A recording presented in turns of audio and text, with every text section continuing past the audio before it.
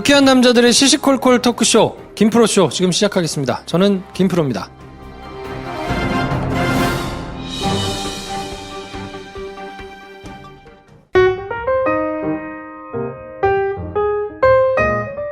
장편 영화를 열심히 준비하고 계신 배준현 감독님 나오셨습니다. 안녕하세요, 배준현입니다. 네, 실한 김 선생 나오셨습니다. 안녕하세요. 실한 사람 김 선생입니다. 네, 저는 영화 좋아하는 김프로고요.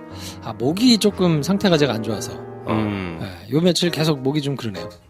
미세먼지 때문인가? 미세먼지. 이 목이 편도가 지난주에 조금 부었었는데 약을 먹기는 했는데 완전히 안 돌아온 것 같아요. 그래서 뭐 상태가 조금 그래도 양해해 주시고. 네. 대리 오빠 부탁해요. 목소리 잘.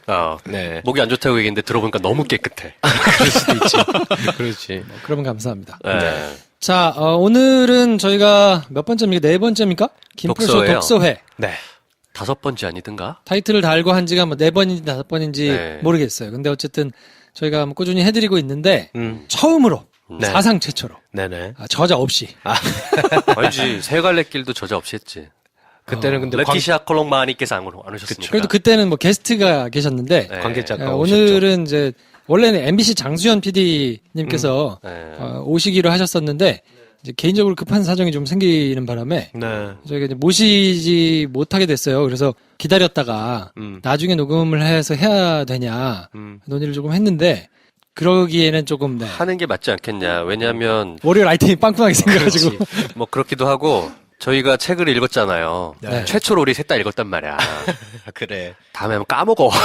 지금 해야 돼. 그렇지. 네, 아무튼 그래서 저희가 오늘은 조금 아쉽기는 합니다만 장 PD님을 모시지 못하고 저자 없이 책 얘기를 할 텐데 그래서 이 저자의 이야기를 사실은 들려드리는 게 독서회 또 한 가지 매력이기는 한데 그게 없어서 조금 아쉽기는 합니다만 죄송한 마음이 있습니다만 책을 사셔가지고 인증한 분도 계시고 막 그러더라고요. 네, 그래서 저희가 어쨌든 읽고 저희들끼리만 하는 좀 반쪽짜리이긴 하지만 네네. 오늘은 그렇게 꾸며드리도록 하겠습니다.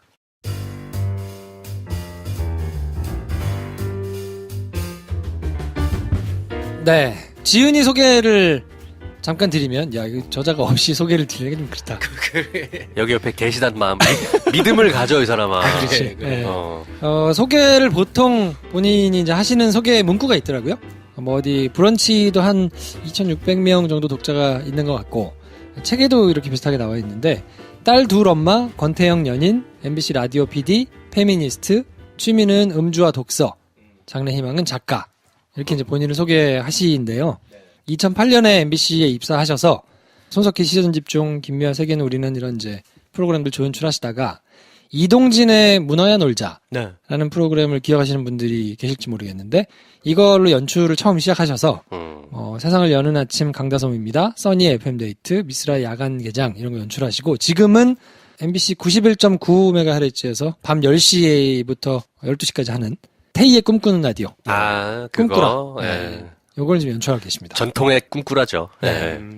그래. 김 선생님 라디오를 자주 들으니까. 많이 좋아했죠.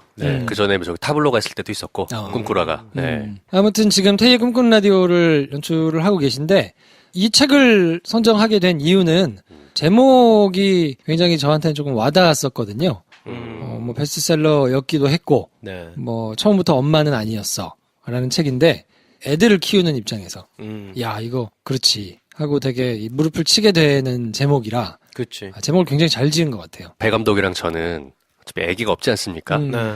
그러니까 그 학습서를 읽는 약간 그런 느낌이고, 이런 느낌인가 보다. 그리고 참고서? 네. 그치. 참고서 보는 느낌이었어요. 굉장한 실용적인 것들도 많이 들어있고. 근데 김프로는 지금 겪고 있는 일이기 때문에 공감 포인트가 많겠어요, 우리보다. 그렇기는 한데 네. 그래도 짐작만 하게 되는 포인트가 있죠. 왜냐면 이게 여자가 아니니까. 엄마가 아니다 보니까. 네, 제가 뭐 아이를 낳고 이런 게 아니니까. 그렇죠. 그리고 이제 옆에서 잘 못한다고 늘 구박을 당하기 때문에 미안한 마음 반. 그리고 약간의 공감되는 마음. 그랬었지. 뭐 이런 거 반. 뭐 이래가지고 책을 이제 봤는데 책이 내용이 굉장히 좋습니다. 네. 예, 이거 오랫동안 고민한 것들이 녹아져서 나온 책이구나라는 생각이 들었어요. 저는 읽으면서. 네. 어떠셨어요? 저희도 그랬어요. 한 번에 후루룩 써내려간 책이 절대 아니구나. 그때 애를 처음 가졌을 때부터 키우고 자라고 이런 모습들이 일기처럼 나고 녹아져 있는 책인 것 같아요. 네. 세월이 느껴져요, 책에서. 그래서 좋았습니다, 저도. 어떤 마음이 들었냐면 제가 결혼도 하고 해도 날이 올까요? 오겠지. 오게 되면 저랑 같이 살면서 아이를 키우게 될 사람이 있다면 이 책 같이 다시 읽을 것 같아. 그냥 읽고 시작해야 될 것 같은 느낌? 많은 도움이 될 것 같은? 저는 읽고 아직 아내한테 못 줬는데 아내가 보면 공감을 많이 하는 포인트들이 좀 있겠다. 그럴 것 같아요. 그런 생각이 좀 들더라고요. 네. 또 하나는 제가 이제 김현진 작가 책 얘기할 때도 그랬는데 그때도 동물 이야기 반 본인 얘기 반 이렇게 얘기를 했었잖아요. 네. 이 얘기도 사실은 장수현 PD 본인 얘기구나. 그렇지. 육아를 하면서 자기를 더 발견하고 자기를 깨닫게 되는 게 사실 한 7, 80% 이상인 것 같아요. 그렇죠. 그래서 자기 얘기를 쓰는 게 참 좋더라고요. 네. 그리고 아이를 통해서 배운다. 누구를 통해서 오히려 내가 배운다. 뭐 선생이 학생들을 보면서 내가 더 배운다. 뭐 이런 얘기 많이 듣잖아요. 네. 근데 정말 그렇게 생각하고 그렇게 배운 점을 쓰신 것 같아서 겸손하기도 하고 생각도 많이 하면서 그걸 자기에게 다시 자기를 반추하는 내용으로 정리까지 하는구나. 본인으로 수렴되는 부분에 있어서 그 태도가 좋더라고요. 네. 좋았습니다. 녹음을 하고 있긴 한데 야 참 진짜 얼척없다는 생각이 좀 계속 드네요. 왜냐면 저 여자도 없지.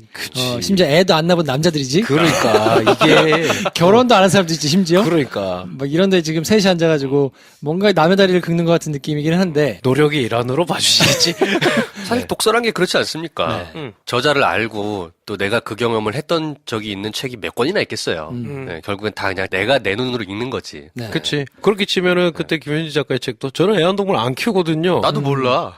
그래도 말할 수 있는 거 아닌가? 물론 조금 조심은 해야겠지만 이런 생각이 들긴 하네요. 대한민국 엄마들의 현실을 또 첫 부분에는 굉장히 잘 적어주셨거든요. 네. 남자들이 많잖아요 회사에. 네. 뭐 그런 데서 생활을 이제 했던 저로서는 이게 그렇지 생각하지 못한 부분 그리고 미처 신경 쓰지 못했던 부분들이 당사자들은 굉장히 어려움을 많이 느끼겠구나 라는 생각을 사실은 보면서 조금 했던 것 같아요. 흔히들 또 어떤 카테고리에 나눠가지고 어떤 이미지화를 시키잖아요. 그렇다면 나도 내 친구들을 만약에 만나면 회사 다니는 애들, 비슷한 일 하는 애들끼리 계속 그 얘기하고 근데 경력이 단절됐어. 그래서 애를 내가 키우게 됐네.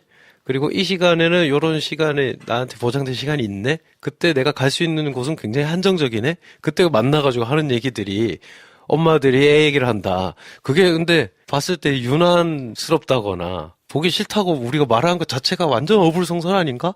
근데 은연중에 그런 이미지들이 생산되고 그런 식의 시선들이 있잖아요. 그걸 보면서 야 이거는 정말 내가 절대로 알 수도 없고 극복 방법 또한 굉장히 힘든 포지셔닝에 있구나. 어머니들이 이런 생각도 하게 됐어요. 책을 읽으시면서 구체적으로 요 대목은 굉장히 좀 눈에 와서 박히더라 하는 부분들이 있나요? 남편 얘기가 가끔 나오거든요. 그렇죠. 이 남편분이 근데 좀 대단하시다는 생각이 들었어요. 반성 많이 했습니다. 아, 그래요? 이 정도는 돼야 되나? 진짜. 손편지를 쓰다니. 손편지. 야. 그리고 그 편지 내용도 정감 있고 멋있고 하여튼 깊이가 있잖아. 네. 제일 처음에 그 뭐 병원 갔다 와가 했을 때 소파에 자고 있으면서 편지 썼다는 거 이런저런 생각을 했는데 근데 그냥 자기로 했어 이러면서 편지 남겼던 그 편지도 되게 귀엽고 정감 있긴 하지만 내용도 깊이가 있고 작가님의 남편분이 되게 멋있구나. 야 나도 저렇게 될 수 있을까라는 생각을 하다가 딱 한 장면이 뭐가 있었냐면 딸을 씻기다가 억지로 이렇게 탁 잡고 머리를 감겼다는 거예요. 그렇지. 네, 충분히 이해가는 상황이긴 해.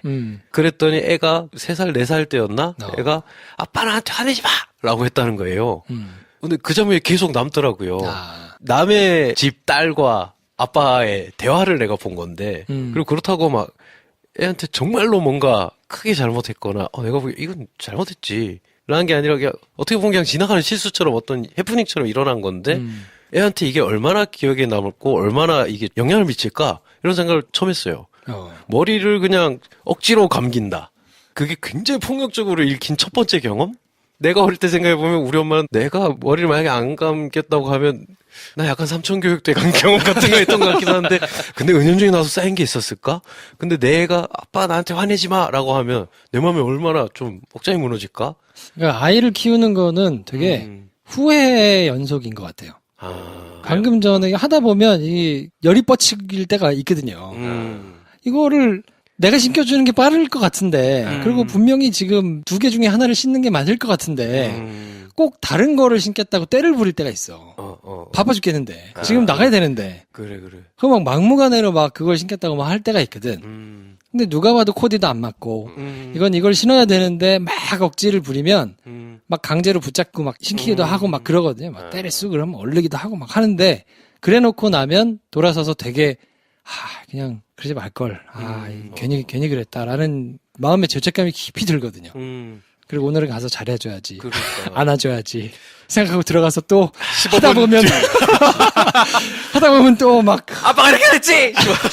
근데 이게 생각해보니 이런 일이 하루에 하나 이상일 것 같은데라는 많아요. 생각이 드니까 갑자기 그게.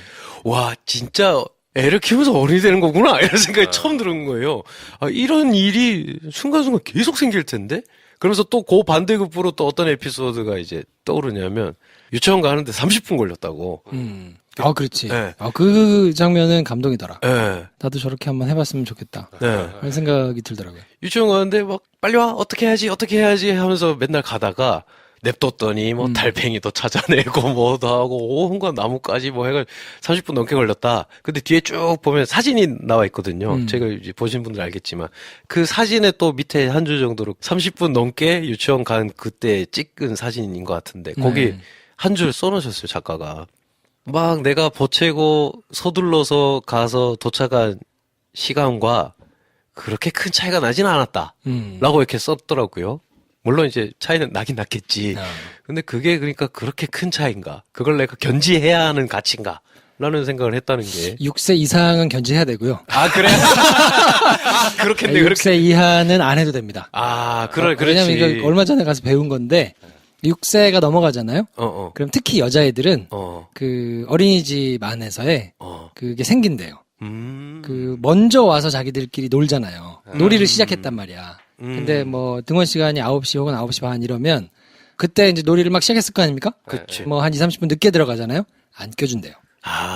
오, 그래? 안 껴줘. 시작했고 미리 그게 나중에 돼 있으니까. 들어오니까. 안 껴주고 경계하고 그게 되게 심해진대요. 6살부터. 네, 그래서 등원 시간을 6살부터는 꼭 좀 맞춰야 된다고 얘기를 하더라고요. 그러니까 그때는 30분씩 이렇게 보고 가면 안 조금 되는 안 될 수 있지. 애가 괜히 네, 근데 그 이전에는 사실 상관없고요. 근데 또 그 순간이 엄마에게도 평생 갈 것 같아. 그러니까 애가 주는 선물 같은 느낌이 좀 들었어요. 그렇지. 저도 한 번 경험했어요. 물론 제가 차로 애들을 데려다 주니까 뭐 이거 그만두고 나서 제가 제일 좋다라고 느낄 때는 그래도 아침마다 아이들을 데려다 주고 반에다가 집 뭐 데려다 주고 이제 일을 하니까. 그래, 그게 제일 좋다며요. 네, 그게 제일 이제 기자는 못 하니까요. 그렇죠. 근데 한 번은 제가 차를 원일 때문에 못 타고 가서 애들 둘을 데리고 걸어서 어린이집을 한번 데려다 준 적이 있거든요. 그 느낌이 되게 남달라요. 그러니까. 네. 근데 그때는 뭐 이렇게 큰 길을 지나가고 뭐 이래야 되기 때문에 그럴 여유는 없었는데 그 기억이 애들은 없겠지. 그러니까. 네, 나한테만 있어. 걔네는 뭐 그게 기억나겠어? 없지. 예. 그러니까 이게 좀 선물 같겠다라는 생각이 들더라고요. 재밌었던 포인트가 많은 책이에요, 이게. 맞아요. 짧게 두세 페이지씩 에세이들이 있다 보니까 다 그 나름의 재미들이 있는데, 일단 그 남편 얘기를 아까 하셨지 않습니까? 네. 멋있다, 뭐, 글도 써준다. 근데 이제 장수현 PD께서 남편에 대한 경탄스러운 부분을 써놓은 부분이 하나 있는데 뭐냐면, 드디어 5년 만에 내 남편이 내 속옷을 세탁망에 넣어 세탁했다. 그래, 그 얘기. 세탁망이라니. 그러니까. 그가 이 남편분이 우리랑 똑같은 남자다. 그렇게 뭐 흥결 없는, 그죠? 그렇죠. 네. 나는 흰 옷은 흰 옷대로 따로 하는데 혼자 사는데 또 세탁소만도 넣고. 그런 것도 있었고 네. 또 하나는 본인의 이상형을 말씀하신 적이 있어요. 대학 시절부터 이동진 평론가의 팬이었는데 그를 통해서 내가 상상했던 그의 이미지는 각혈하는 일제 강점기 지식인을 그럼 약간 비슷하지 않나요? 예민하고 우울할 것 같으면 비쩍 마른 남자. 이 이상형이라는 거잖아. 그렇지. 이상형은 이상형일 뿐이다. 그렇지. 이런 재미난 표현들이 글맛이 있어요. 그럼요. 네, 또 하나는 뭐냐면 이분이 이제 육아를 하면서 느끼는 직장 내에서의 일들 또 가정생에서 특히 뭐 시부모님과의 겪는 이런 일들이 좀 쭉 써놨잖아요. 저는 어떻게 읽혔냐면 일종의 자기 세계에 대한 그것들을 존중받고 싶은 인정투쟁 같은 모습이 있더라고요. 네. 그게 방금 말했던 애들이 한쪽 신발을 다른 걸로 신고 싶어하는 그 인정투쟁이랑 다를 게 뭐냐. 그렇지. 라는 평행이론으로 또 읽혀져요. 맞아요. 그래서 사실은 우리는 어른의 언어와 어른의 환경에서 익숙해져 있을 뿐이지 인정투쟁하는 내적 양상은 다를 게 없잖아요. 저도 마찬가지고 우리 셋 다 마찬가지일 거란 말이죠. 그러면 그 모습이 어린아이한테 발견되었을 때 내가 이해하지 못하는 방식으로 애들이 인정투쟁을 하는 거에 대해서 나도 그렇게 무시하고 힘들게 하고 있었구나. 맞아요. 책을 읽는 내내 반성을 되게 많이 했거든요. 그러니까 남편의 포인트에서는 나는 이게 될 수 없나? 그냥 포기할까? 라는 생각을 하면서 사실은 야, 굉장히 속이 깊은 분하고 사시는구나 하다가 위로를 받은 부분은 거리에서 소리를 고래고래 지르며 싸웠다. 둘이 이런 걸 싸우고, 보면서 그렇지. 그래도 나도 좀 가능성이 있을까? 뭐 이런 생각을 했다가 네. 저는 사실 굉장히 눈에 와서 박혔던 부분이 어떤 부분이냐면 아이의 20년 후를 누가 물어보면 굉장히 쿨하게 애가 직업을 선택하는데 내가 그 애의 인생을 좌지우지할 권리가 어디 있냐. 나는 그냥 하고 싶은 거를 하도록 할 거다라고 굉장히 20년 후는 쿨하게 얘기하면서 20분 후에 지금 어린이집 가야 되는 거에 대해서는 하라는 대로 하라는 그치. 그게 네. 약간 발가벗은 느낌인 거야. 그렇죠. 네. 누가 나한테도 물어보면 그렇게 답하거든요. 어. 뭐 했으면 좋겠어. 근데 아니 뭐 그건 자기가 하고 싶은 거 해야지. 나도 늘 내가 하고 싶은 맘대로 그냥 멋대로 살았으니까 그거 하나만큼 내가 해줄 수 있지 않겠나 생각하다가 그렇지만 양말을 신는 거는 그냥 신었으면 좋겠고. 그러니까 짝짝이 양말을 두고 그거를 스스로 깨달으시더라고요. 야. 잠깐만, 나도 여기서 야 이건 기가 막힌다라는 생각을 했는데 그 양말을 왜 짝짝이로 신냐고 했더니 이게 더 재밌다고 답하는 아이 이거 그러니까 우리가 이런 걸 계속 지니면서 어린이들 얼마나 좋을까. 근데 안 되겠지, 난 늦었겠지 이런 생각도 또 들고. 어쨌건 나이가 이제 40이 넘었고 저는 비교적 타협을 내 주관과 타 주관과 신념 또는 취향에 대해서 타협하지 않아도 되는 형태의 삶을 살고 있잖아요. 왜냐면 저 혼자 살죠. 저희 부모님도 그렇게 저한테 터치 안 하시는 편이고요. 직업도 제가 회사를 다니는 것도 아니고 네. 그러니까 멋대로 맘대로 사실 사는 편이잖아요. 저를 알고 계시는 두 분은 그냥 고개를 끄덕일 수밖에 없잖아요. 그렇죠. 그러니까 저는 저의 취향과 라이프 스타일이 되게 굳건한 편이에요. 알고 보면 신범 받고 싶지도 않고 거기에 대해서 누구에게 인정을 바라지도 않아요. 왜냐면 내가 멋대로 살면 되니까. 근데 만약에 이렇게 굳건해진 나의 스타일과 취향이 내 아이라는 통제 불가능한 변수를 만났을 때 그래요. 나는 어떻게 반응할 것이냐. 정말 쉽지 않지. 굉장히 당혹스러운 상황인 거예요, 이거는. 예를 들어서 말이 통하는 누군가 친구거나 연인이거나 그러면 말을 해버리면 돼요. 난 이게 좋고 너는 너 좋을 대로 해. 이 말은 사실은 너 좋을 대로 해라는 거는 반대로 얘기하면 나는 네 말을 따르지 않을 거라는 얘기인 거거든요. 네. 일관되게 그렇게 살고 있어요. 네. 지금의 제 삶을 보면. 근데 그거는 연인이고 또는 친구기 때문에 그럴 수 있는 거지. 통제 불가능한 나의 아이다. 그래.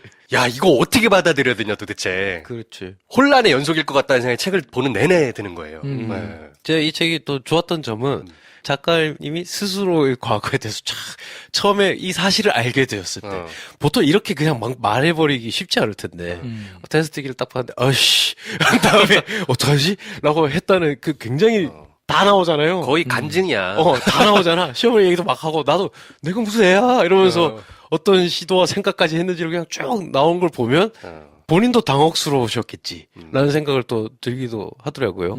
이게 차근차근 준비해가지고 순서대로 이걸 맞이했다기보다는 방금 김 선생님이 혼자 상상하신 것 같은 그 당혹감에서 시작한 나는 근데 둘째를 바라고 있어서 둘째를 낳았고 여기까지 오는 흐름이 굉장히 또 신선하기도 하고. 굉장히 정말로 리얼하잖아요. 이 아이를 가졌을 때부터 태어나서 기르는 그 상황 속에서 자기가 부딪혔던 혼란스러운 감정들이나 그로 인해 깨지고 부딪히면서 배워놨던 일들을 담담하게 쓰셨단 말이죠.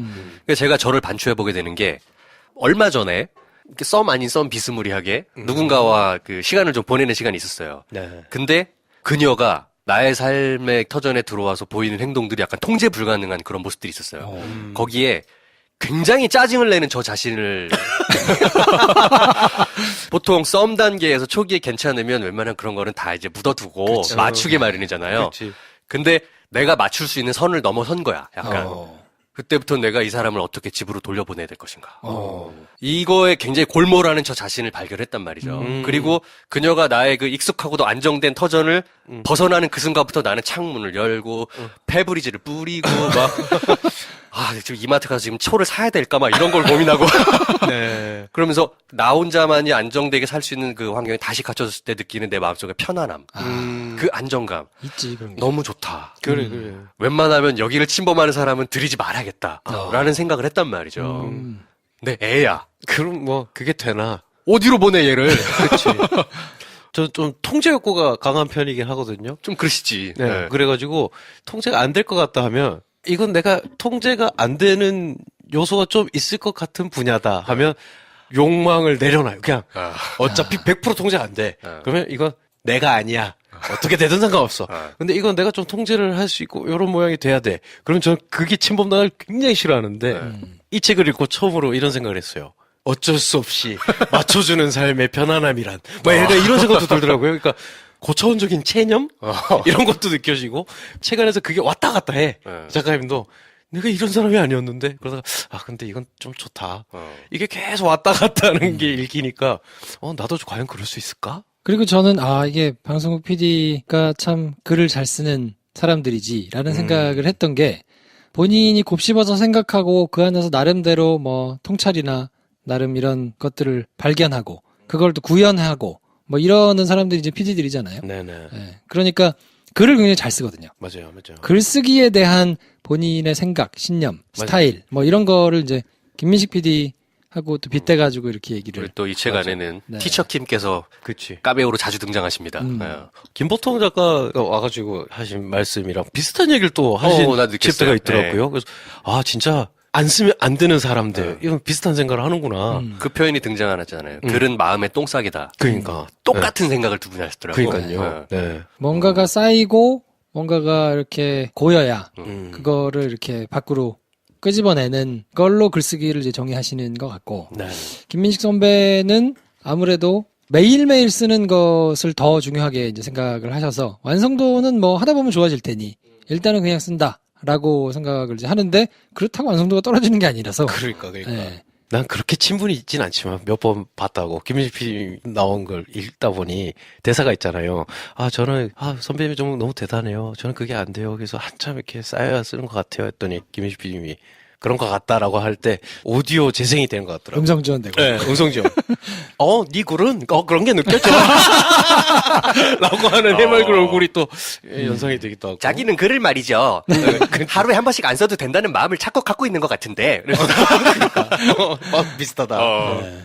그리고 저는 그 글 쓰는 거 관련해가지고 이제 써놓은 글 중에 하나 마음에 와서 박혔던 부분이 아무 말도 하지 않음으로써 얕음을 들키지 않는 게 무슨 의미가 있나 라는 거를 써놓는데 약간 제가 늘 하는 생각이거든요. 네네. 그래서 좀 이런 생각을 하는 사람이 있구나 라는 생각을 했어요. 그러니까 안 하면 안 들키잖아. 그렇죠.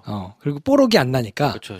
안 하는 방식으로 포장을 하는 경우가 이제 많잖아요. 맞아요. 근데 그 유혹에 사실은 많이 빠지거든요. 할 수 있지만 안 하는 것처럼 보이면 괜찮은 사람인 것으로 자꾸 할 수 있고, 근데 내가 뭔가를 했는데 수준이 드러나 버리면 사람들한테 굉장히 천하게 보일까봐 이거 그냥 하지 말고 포장만 할까라고 이제 생각을 할 때가 있는데 늘 그거를 생각하면서 그러면 안 되고 못하는 거는 당연한 거다. 그렇죠. 반복해가지고 잘 할 수 있게 되는 게 중요하다라고 이제 생각을 스스로 하는 편인데 그거와 비슷한 맥락의 글이 있어서 저는 보면서 굉장히 열심히 노력하시는 분이구나라는 생각이 좀 들더라고요. 그러니까 저희가 이렇게 책을 보고 읽을 때 장수현 PD가 쭉 써왔던 육아기를 보는 거잖아요. 네. 우리가 지나치게 이분을 뭔가 신화화할 필요도 없고 또 그렇게 쓰시지도 않았고 그냥 담담하게 자기의 좌충우돌했던 몇 년을 쓰신 거예요. 네. 그 태도가 너무 좋았고 그리고 일단 글쓰기가 되게 담백한 태도라서 좋았어요. 그렇죠. 글을 화려하게 쓰는 것도 아니고 그렇죠. 지나치게 형용사들이 난무하는 그런 책들 있지 않습니까? 뭔가 나는 이렇게 느낀다고 생각하는데 막 그 형용사와 관용어구가 막 난무해요. 그러면 사실은 그게 그 사람의 머릿속에만 있는 말이 삶의 언어일까라는 의심을 전 하는 편이거든요. 근데 이 장수현 PD의 책은 굉장히 그 담백하면서도 스펙타클하게 자기의 있는 감정 그대로를 손에 잡힐 듯한 언어로 묘사를 하시더라고요. 이게 PD의 특징인 것 같기도 해요. 아무래도. 네. 전업 작가였다면 나오지 않았을 굉장히 그 날 것 그대로의 손에 잡힐 법한 표현들을 많이 쓰시는데 저는 그게 아주 좋았어요. 쉽게 읽혀요. 네, 잘 맞아요. 읽히고 잘 읽히는데 얕지 않고 네. 굉장히 많은 고민과 깊이를 간직하고 있는 책이어서 보시면 아마 야 굉장히 좋다 하는 생각을 하시지 않을까 싶습니다. 저번에 이제 우리 세갈래길 할 때 저자분은 못 모셨지만 편집자분이 오셔가지고 많은 얘기를 해주셨는데 이 책을 읽고 또 편집자의 역할이 대단히 중요하구나 라는 생각을 하게 된 부분이 있는 게 내가 이거 책을 써도 돼? 라고 장수빈님이 우려를 하실 때쯤 그리고 출판 엮여져서 이제 책이 나오기 직전쯤 편집자분이 어떤 책을 보내주셨다고 시오도 젤딘의 인생의 발견이라는 책을 보내주셨었는데 거기에 이런 구절이 있었다. 세상이란 우리가 각자 본 것을 말할 때 모두가 흐릿한 횃불로 비출 때 드러나는 형체다. 요 구절을 보고 책을 내도 되겠구나. 나는 굉장한 위안과 응원을 받았는데 이게 편집자님의 약간의 빅픽처였나? 라는 생각도 들었다고. 근데 저도 요 구절이 굉장히 멋있다. 그러니까 그냥 말을 하면 되는 거구나. 정확하게 말하는 게 중요한 게 아니고 서로가 각자가 보는 걸 얘기를 하고 그게 전체가 어떤 형태가 되는지를 같이 생각하는 게 중요하구나. 이 책 또한 그렇게 쓰여진 것 같다? 라는 생각이 들어서 좀 좋았어요. 그러니까 본인이 아이를 낳은 걸로 시작을 하는데 뭐 동생과의 관계, 또 시어머니와의 관계, 남편과의 관계, 또 직장에서의 관계들 뭐 이런 것들을 쭉 녹이면서 본인이 생각하셨던 것 그리고 미처 우리가 생각하지 못했던 것 아니면 캐치하지 못하고 지나간 것들이었는데 의미를 담고 있는 것 이런 것들을 굉장히 요소요소 잘 뽑아서 정리를 해놓은 책이어서 많이 사서 보시면 좋을 것 같아요. 특히 여성분들은 또 요 나이 또래 뭐 30대 40대 이 언저리에 계신 분들은 책을 읽으면서 굉장히 공감을 많이 할 수 있는 책이 아닌가. 그렇죠. 네. 그리고 또 바라보는 것은 나도 써봐야지 해서 그 책이 또 나오면 우리가 초대해서 또 읽으면 되잖아. 그렇죠. 내 얘기도 만만찮아 하시는 분들은 그러면 지금부터 블로그에 한번 써보시라. 그러니까 뭐 여러 가지 말들을 했지만 책이 주는 미덕 같은 게 있는 게 결국엔 책이란 건 개인의 경험 아니겠습니까? 수학의 정석조차도 개인의 경험이 녹아있듯이 그렇지. 통제 불가능한 타인에 대해서 하지만 따로 떨어뜨릴 수 없는 타자화 될 수 없는 누군가 그게 아이잖아요. 네.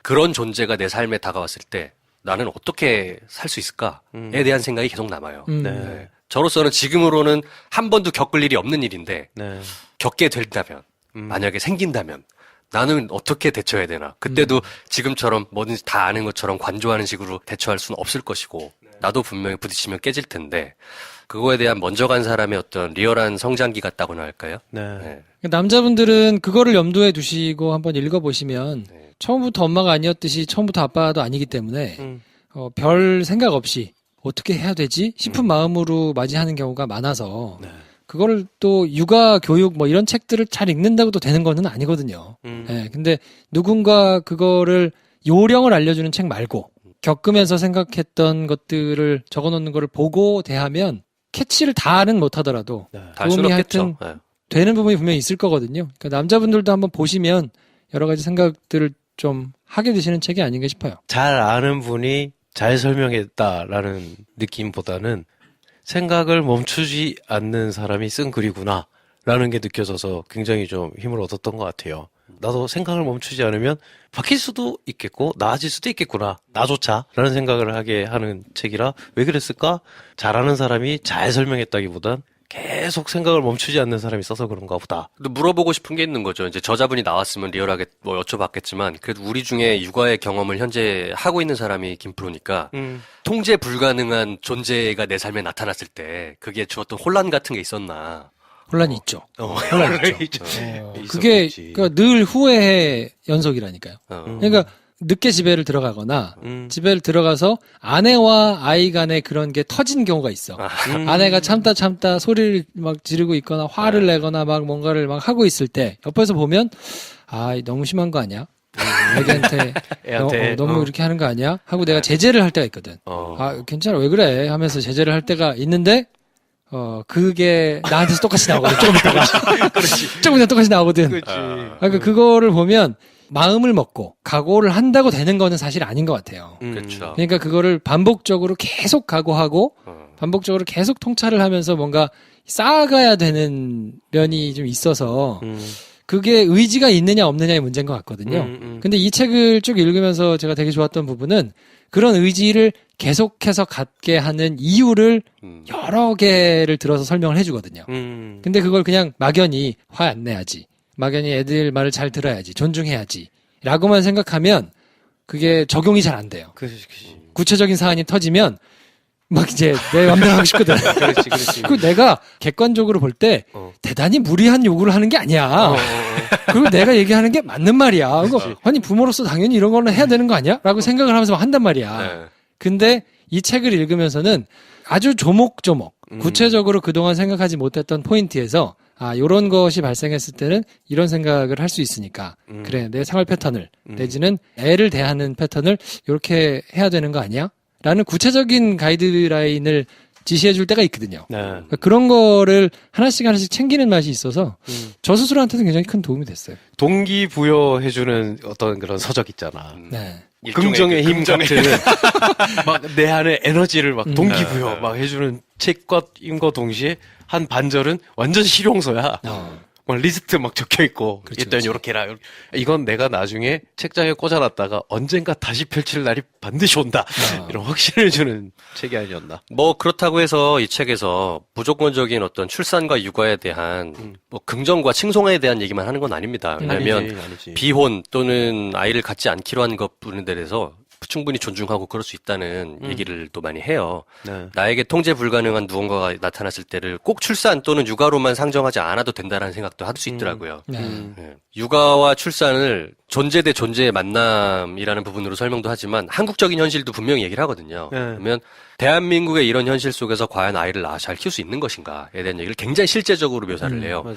학군을 선택하는 문제라든가 육아를 함에 있어서 사회인 2명이 겪어야 되는 실제적인 문제들도 지적을 합니다. 그래서 지금 이 시점 2018년 대한민국의 현실에서 애를 낳고자 하는 사람 또는 애를 키우고 있는 사람들의 굉장히 실제적인 트러블들도 얘기를 해요.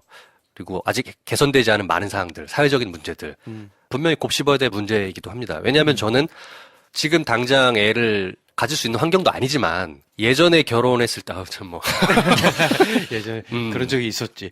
그때도 얘기한 적이 있어요. 과연 이 상황에서 우리가 아이를 낳는 게 그 아이에게 좋은 미래일까를 100% 확신 못하겠다라는 얘기를 한 적도 있었어요. 물론 낳으면 최선을 다해서 양육을 하고 키우겠지만 그 아이가 성인이 되었을 때 만나야 되는 현실들이 과연 그의 인생에 그렇게 마주쳐야 되는 인생일까? 그렇다면 우리의 욕심이나 생각 때문에 원치 않는 인생을 살게 하는 일은 아닐까라는 생각도 구체적으로 해본 적이 있었거든요. 네. 지금도 좀 그런 생각이 좀 있어요.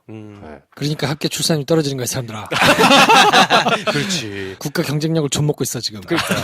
애를 수프수프 나가지고 사우디도 보내고 해야 되는데 뜨거운 바람도 맞고 해야 건강하게 라고 그런 생각이 솔직히 있어요, 저는. 네. 아이, 그럴 수 그렇죠. 있죠. 아니, 사실은 아이를 이제 키우고 있는 저도 그럼요. 문득문득 막막할 때가 있으니까요. 그렇죠. 네, 그게 쉽지 않은 문제이기는 하거든요. 네. 심지어 저는 그 단계까지 가기 전 단계부터 그게 문득문득 생각나거든요. 결혼을 해서 둘이 어떻게 살지 이걸 지나야지 생각을 하는 거 아니야. 그렇죠. 뭐 그런 현실이 있지. 그리고 이 책에서 또 그걸 또 그냥 넘어가진 않았다는 게 또 굉장히 좀 위안도 그렇죠. 되고. 네. 참 솔직한 책입니다. 네. 기회가 되시면 사서 보시고 네. 또 사서 보시고 인증하시면 저희가 선물 드릴 테니까 네. 하여튼 많이들 보셨으면 좋겠고요. 또 장수현 PD님이 팟캐스트도 하시거든요. 쓰리맘 쇼라고. 네네. 엄마들 셋이 하는 엄마들 쇼가 셋이서 뭐 장하나 의원이라든지 뭐 이런 분들하고 같이 실질적인 그런 얘기들을 하는 팟캐스트를 하고 있으니까 네. 혹시 관심 있으신 분들은 가셔서 뭐 응원도 하시고 들어보시기도 하고 뭐 구독도 하시고 책 샀다고 인증도 하시고. 네, 뭐 하여튼 그러면 좋지 않을까 싶습니다. 저는 PD님이 나오셨으면 꼭 물어보려고 했던 게 있었는데 이 책의 뒷표지를 보면 일러스트가 무언가를 암시하는 일러스트가 하나 있어요. 셋째를 낳겠다는 뜻으로 보이거든요, 저는 이게. 네. 뭐 책 중에도 네. 그런 비슷한 대목이 있기는 하죠. 왜냐면 네. 그림이 내가 이렇게 찍어가지고 인스타로 올려볼게요, 나중에. 네네. 남편으로 추정되는 캐릭터 하나, 첫째, 둘째로 추정되는 캐릭터 셋이 이렇게 쭉 나란히 서 있는데 거기다 아주 조그만 애기 인형을 하나 더 얹을까 말까 하는 일러스트가 있어요. 그래, 맞죠. 요거는 분명히 셋째를 낳을까 말까 하는 고민인 것 같다는 생각이 들더라고요. 그럴 수 있죠. 네. 물어보고 사실 싶습니다. 저도 이제 네. 뭐 엄두는 안 나는데 네. 있으면 좋겠다라는 생각은 들지만 그걸 다시 할 수 있을까라는 생각이 사실 더 들기는 하거든요. 네. 근데 아이를 낳아서 키우는 거는 사실 굉장한 축복인 거는 맞는 것 같아요. 네. 부럽네. 아이고 부럽네. 배 감독 달리 할 말이 없다 내가. 그래도 나보다 한 살 어리니까 노력해봐. 자, 접읍시다 이제. 네. 자네는 갔다 오지도 않았잖아. 그렇지. 그러네. 네. 저자를 못 모시고 방송을 해서 조금 아쉽기는 합니다만 네. 저희가 다음번에 혹시 기회가 되면 장수현 PD님을 모시고 이런저런 얘기를 또 할 수 있는 날이 뭐 올 수도 있으니까요. 네. 뭐 그런 기회를 한번 가져보도록 하고요. 저희가 다음 주에는 또 다른 저자분을 모셔가지고 얘기할 건데 뭐 어떻게 하다 보니까 저희가 한 주 한 주 책을 읽고 얘기하는 걸 하고 이제 해보니까 나쁘지 않아요. 네. 좋긴 해요. 이거 아니면 책을 안 읽으니까 저는. 네, 좋은 책 읽고 뭐 서로 나누고 하는 것들은 나쁘지 않아서 네. 기왕에 듣고 고민이 되시면 책은 사서 보시는 거 나쁜 거 아니니까요. 맞아요. 또 깨끗하게 보시고 선물하기도 하고 뭐 그런 것도 괜찮으니까. 네. 네, 하여튼 많이들 사 보시면 좋겠습니다. 그리고 이건 뭐 광고가 아니에요. 네. 뭐 출판사가 어딘지도 모릅니다. 저희. 진짜로 그냥 저희가 읽고 좋은 책들을 권해드리는 거니까. 맞아요. 네, 저희 광고면 광고라고 얘기합니다. 네. 하여튼 뭐 많이들 읽어보시면 좋겠고 저희는 다음 주에 또 다른 책 하나 가지고 찾아뵙고요. 오늘은 이 정도에서 정리하겠습니다. 다음 시간에 뵙겠습니다. 고맙습니다. 안녕히 계십시오.